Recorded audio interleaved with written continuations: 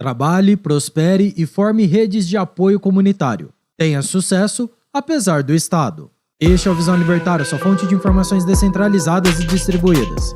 Esse artigo foi escrito por Amazônia Livre, revisado por historiador libertário e narrado por Coreia com K. Para entender o processo que levou milhares de pessoas a deixar seu local de origem e migrar para um lugar distante e desconhecido de língua e cultura diferentes, temos que voltar no tempo e aportar na Europa nos idos dos anos 1850. Essa foi a década da primeira leva de imigrantes italianos com destino ao Brasil. Em 1830, o clima esfriava ano a ano num ciclo de resfriamento conhecido como mínimo de Dalton, sendo justamente o ano de 1850 provavelmente o ano mais frio desse ciclo.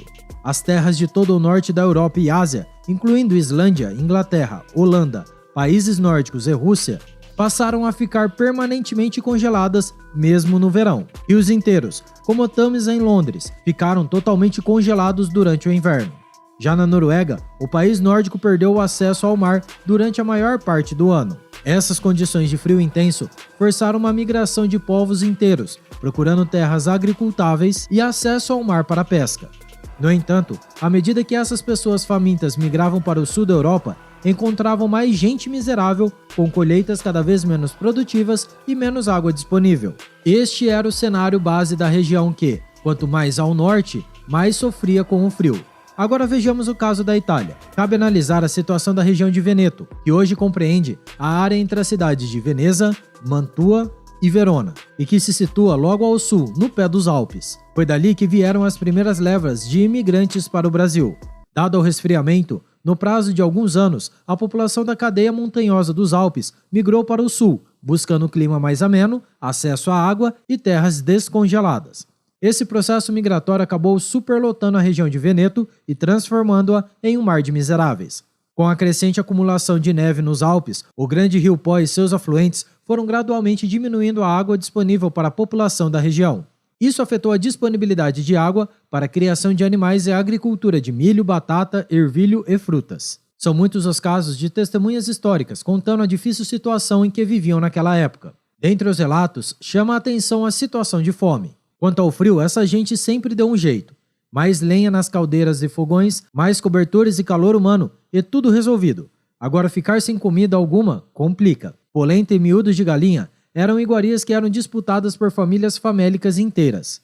E para piorar ainda mais a situação, havia conflitos armados na tentativa de unificação da Itália, que culminou com a criação de um Estado-nação em 1861. Foi com a ajuda de Giuseppe Garibaldi, sim, o mesmo bandido da Revolução Farroupilha do Rio Grande do Sul, sob comando dos mafiosos da Sardenha, que se deu esse processo de unificação. Mas os conflitos não terminavam e a economia estava em frangalhos. Foi nessa época que pequenos reinados descentralizados, que tinham alta eficiência econômica e orientados para a paz, faziam comércio entre si e permitiam o florescimento cultural, acabaram sendo substituídos por um poder altamente centralizado e controlador. É esse ambiente livre, antes da centralização estatal, que Hans Hermann Hoppe descreve no seu Democracia, o Deus que falhou. Mas se no norte da Europa a situação se complicava pelo clima e pelas guerras, no Brasil o ambiente só melhorava.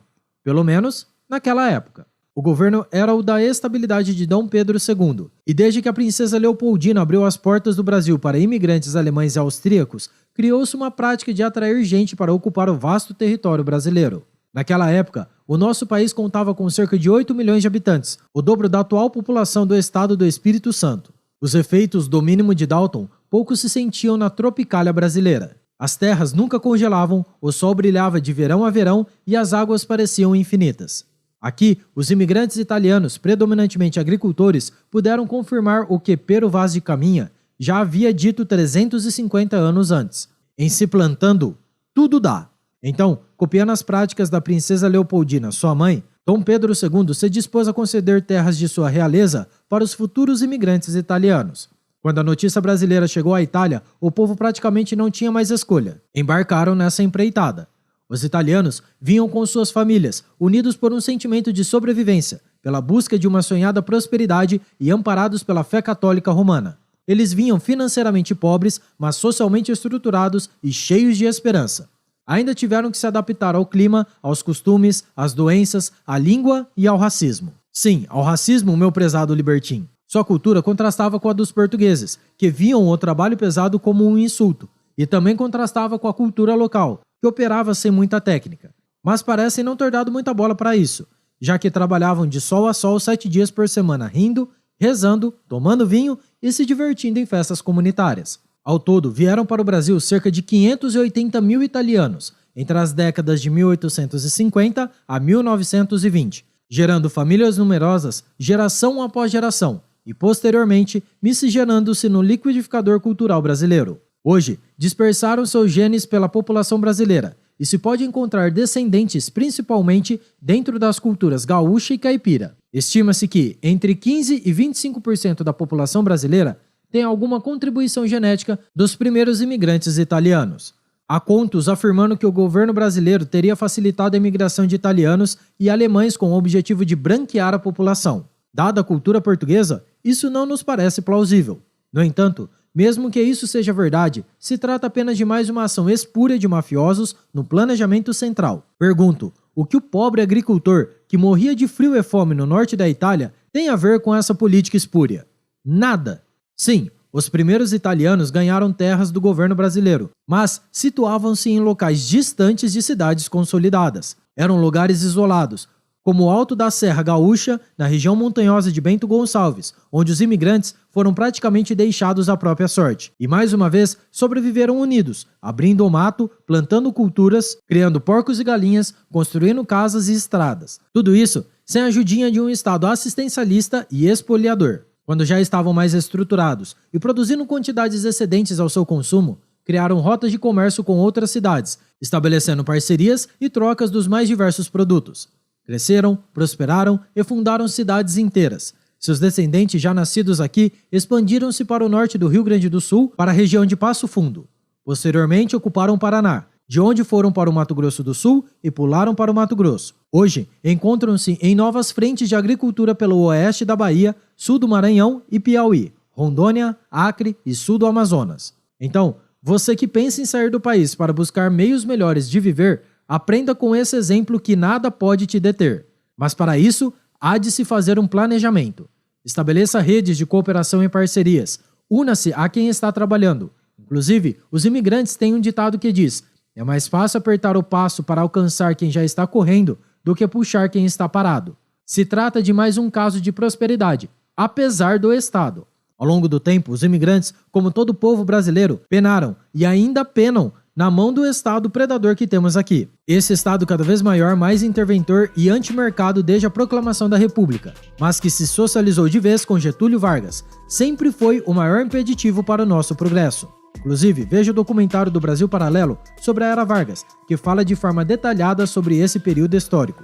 Deixamos como recomendação também o vídeo A Herança que Getúlio Vargas deixou no Brasil, aqui do Visão Libertária. Os links estão aqui na descrição do vídeo. Só nos resta imaginar o que essa gente teria feito se tivesse ampla liberdade para empreender aqui no Brasil. Para ficar em um só caso, o Brasil manda café em grão para a Itália e compra de volta as cápsulas e as máquinas, inclusive aquelas que ficam nas rodovias e aeroportos. E você já sabe por que não se produz máquinas e nem se manufatura nada aqui no Brasil, certo?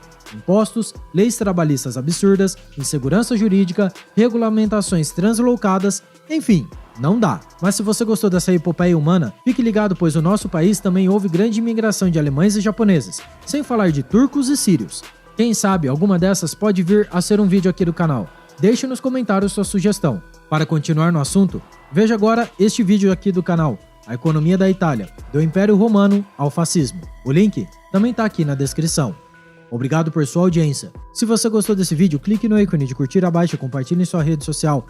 Caso deseje ser notificado de outros vídeos, inscreva-se no canal e depois clique no ícone da campainha.